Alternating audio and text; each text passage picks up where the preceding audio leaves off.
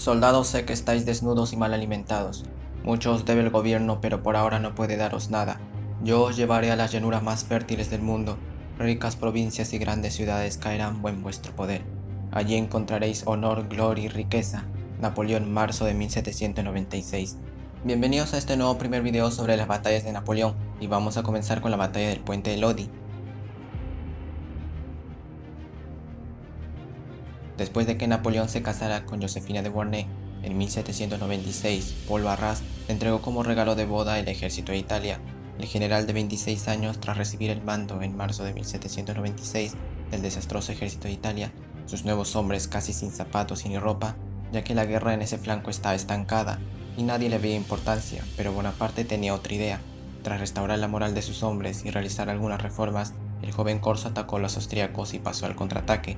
Gracias a sucesivas victorias, los franceses capturaron la región del Piamonte, y el plan de Napoleón era llegar hasta Viena, capital de los austríacos, y obligar al emperador Francisco II a firmar la paz.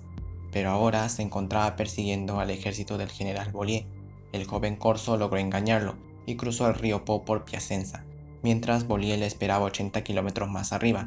Aún así, Napoleón, cuando les alcanzó, solo se encontró a la retaguardia austríaca. Esta retaguardia estaba compuesta por 9.500 a 10.000 hombres, al mando de Sebottendorf, situados a la otra orilla del río Adda. Apuntan 12 piezas de artillería al único paso que tienen los franceses, el puente de Lodi. 10 de mayo de 1796. Rápidamente después, Napoleón, al intuir las intenciones austriacas de destruir el puente y al superarlo en número, ya que contaba con 17.500 soldados franceses, por eso opta por un ataque frontal. Artillero de profesión, supervisa y prepara sus 30 cañones dirigidos personalmente por él. A las 5 de la tarde, ya con la llegada de las tropas y los refuerzos de Massena, se decidió realizar el ataque. Napoleón ordena a su caballería encontrar un vado o un paso para cruzar el río y así poder atacar a los austríacos por sus flancos, mientras 3.000 hombres se preparan para el asalto al puente. A las 6 de la tarde todo estaba listo. Tan pronto como el fuego austríaco se había debilitado y la caballería ya estaba en sus posiciones, el joven Bonaparte vio su momento y él mismo llevó a sus soldados al ataque. Una enorme columna de 3.000 granaderos avanzó, pero cuando los franceses llegaron a la mitad del puente, los austríacos les recibieron con una descarga de metralla, colocando un alto al asalto y un estancamiento de muertos y heridos. En ese momento de desesperación, los futuros mariscales del Primer Imperio, ahora solamente unos oficiales, entre ellos André Massena, Alexander Bertin y Jean Lannes, tomaron la iniciativa y corrieron hacia adelante. Pronto el asalto se reanudó y el orden se restauró, y en un momento la columna francesa cruzó el puente.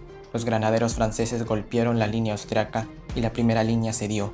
Ya cuando la segunda línea contraatacaba, la caballería francesa llegó al campo de batalla. Los austríacos, rodeados y atacados por caballería e infantería, son derrotados y huyen hacia Cremona en desorden. A las 7 de la tarde culmina la batalla.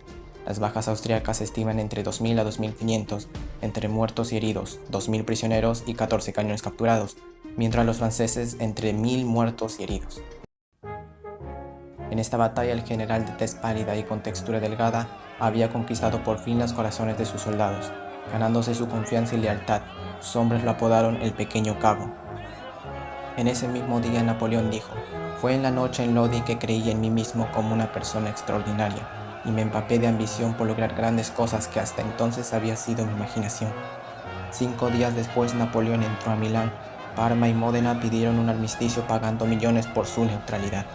Gracias por ver nuestro primer video sobre las guerras napoleónicas. Esperamos que esta serie continúe. Si vemos que les gusta este video, nos gustaría expresar nuestra gratitud a todos nuestros suscriptores y que dan like. Y no te olvides de suscribirte. Este es mi canal Jesus Napoleone y nos vemos en la próxima.